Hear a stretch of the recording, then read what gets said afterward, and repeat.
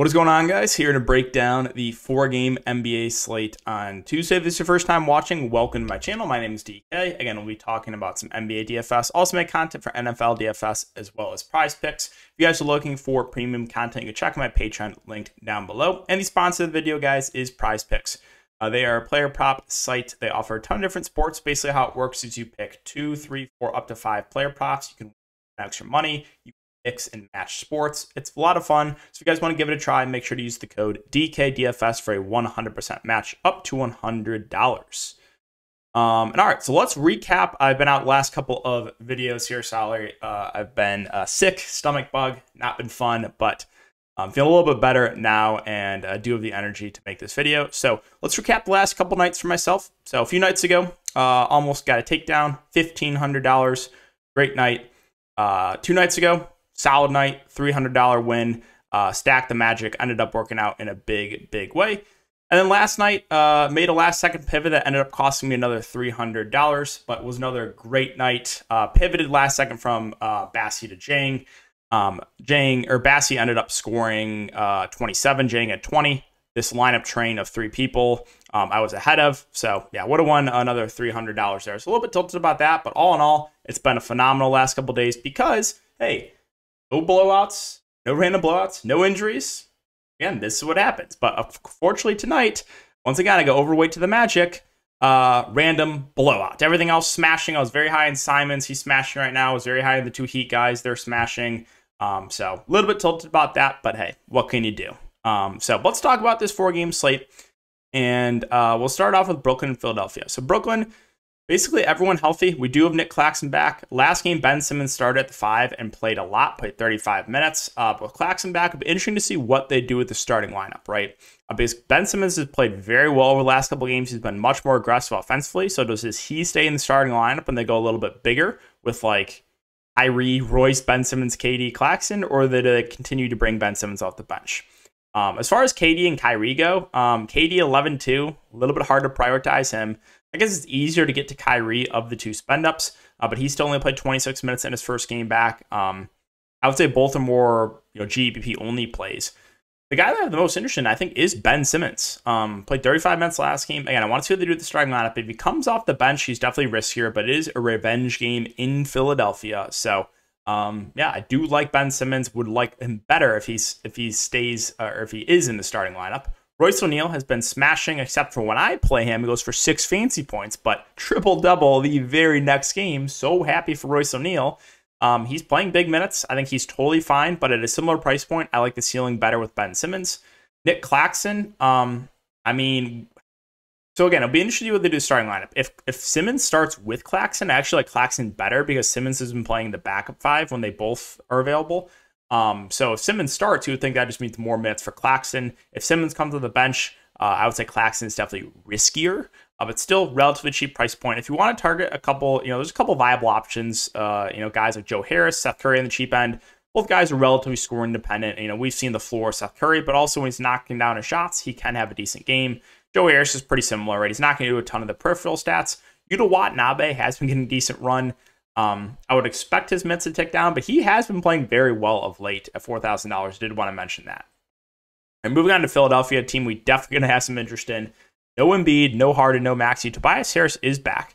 And assuming no limitations, I think Tobias Harris looks great. Should be their go-to guy offensively. So he looks really good there at the price point. And then I like Melton and Milton. DeAnthony Melton's 7.5. I mean, it's not cheap anymore, but he's going to play big minutes, and he's going to be one of the primary playmakers, as well as Shake Milton at 5.3. I think Milton looks better point per dollar than Melton, but I like both guards still. Again, 38 minutes last game for Milton. Melton played 37.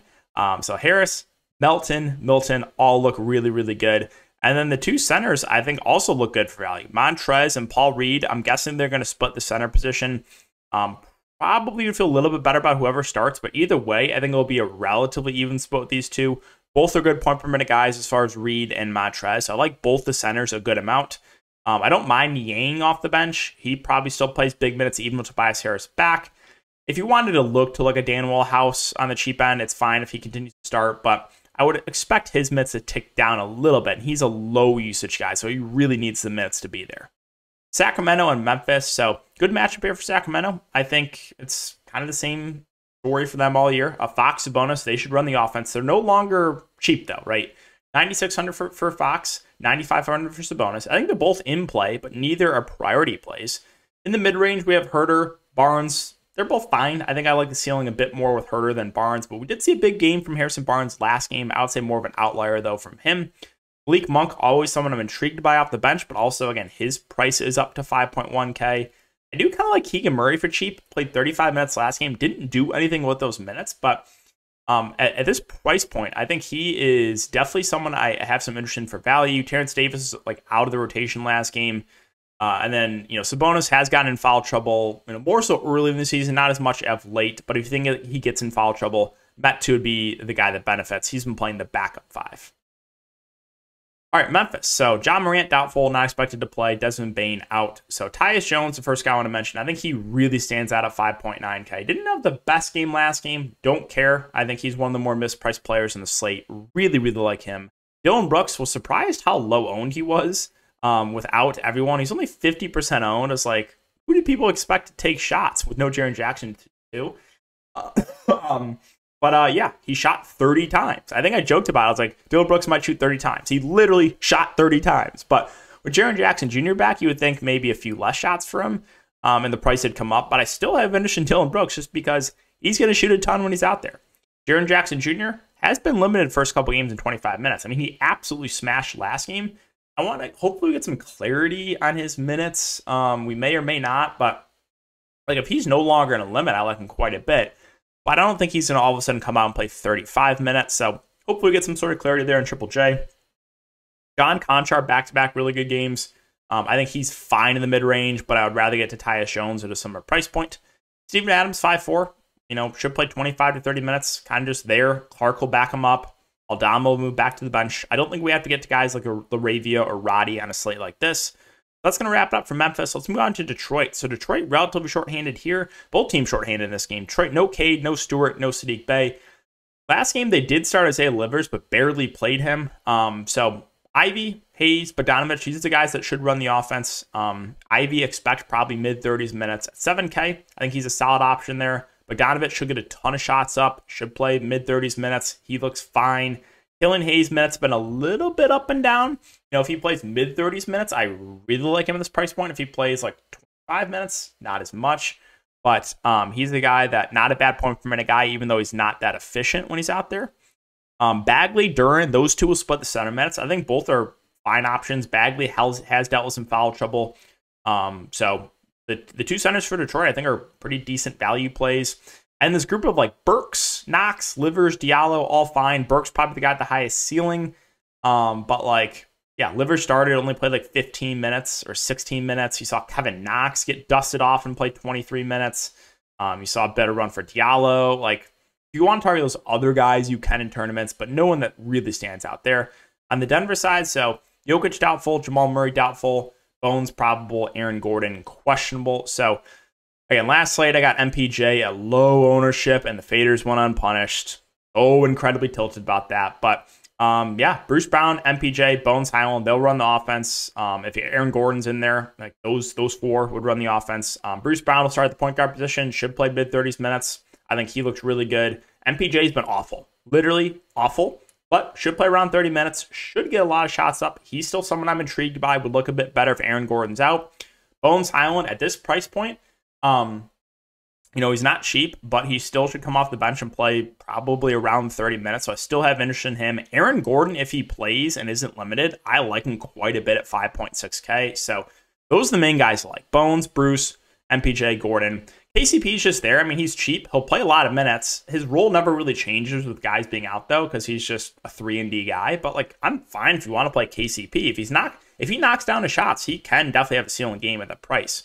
DeAndre Jordan, Zeke Naji, they should split the center minutes. You saw a lot of run for Jordan last game, 34 minutes. Not sure if we get that again. Again, he's complete dust, but he's not bad point per minute. So do we have interest in Jordan? Again, Zeke Naji, he played 16 minutes. Those two probably split the center minutes again. If everyone plays DeAndre Jordan, you can look to a Zeke Naji as a pivot in tournaments. Probably not going to get to anyone else like likes of Devon Reed or Concha or Braun. I don't think it's necessary to go to anyone else, though, on this team. And finally, Lakers and Suns really comes down to LeBron James, right? LeBron James, questionable. He's been questionable last few games, so I think he's close to returning. If he misses, I mean, Anthony Davis has been phenomenal without LeBron. So I would like AD quite a bit if LeBron misses. If LeBron plays, there's really nothing that stands out on the Lakers side. Again, if LeBron's out, obviously AD looks good. Westbrook could look a bit better. Only played 23 minutes last game because of the blowout, but he's been good off the bench. Austin Reeves been the most consistent value play. He's probably the guy I like the best. I played him a lot early in the season. It was so incredibly tilting. Got him at low ownership every time he would bust. Now all of a sudden he's starting to play really well. Schroeder at 4-2. Did play 23 minutes last game. Did play in the blowout though. It's not like a great sign for his minutes. There's just a lot of guys now in this rotation for the Lakers that like the value is it's hard to really trust a lot of these value plays for the Lakers. Now LeBron James plays, that makes it way riskier to target any of those value plays. And finally, the Suns. So we already got news. Chris Paul's out. Obviously, still no Cam Johnson, no Jay Crowder, no Shamet. I really like Devin Booker at this price point. I got him the other night at 5% ownership, won for 80 fantasy points. So, yeah, I think Devin Booker looks really good at the top. Last game only played 30 minutes because of the blowout. Yeah, I like him quite a bit. His assist numbers go up. His ceiling goes up. I really like Booker. I think Cam Payne, even at 7-1, is a decent option as well. He's going to be like the number 2 offensively. He's going to have the ball in his hands a lot. So both guards I like. DeAndre Ayton is solid against this Lakers front court. Should play mid-30s minutes. I'm totally fine with Mikal Bridges, who probably plays close to 40 minutes in competitive game. We've seen a couple big games from him of late. Torrey Craig, totally fine value play. I think we get 30 to 35 minutes from him. Not a high usage player, but should start and play pretty good minutes. Again, in a good matchup. If you wanted to target someone off the bench, I think it would be Damian Lee for me. 27, 27, 23 minutes last couple games. So I do have some interest in him. Also a shooting guard, small forward eligible. Has shooting guard, small forward eligibility. So it's easy to get him into lineups. I don't know if I want to mess with anything else. Landell, Biyombo kind of splitting the backup 5 run. You've seen a little bit of run for Dwayne Washington. But I don't think there's anything else outside of Lee on the bench that I would feel good about. So yeah, guys, that's going to wrap it up for the video. It's good to be back. But yeah, if you guys have been enjoying the content, make sure to like, subscribe, hit the notification bell, and I'll see you guys all in the next video.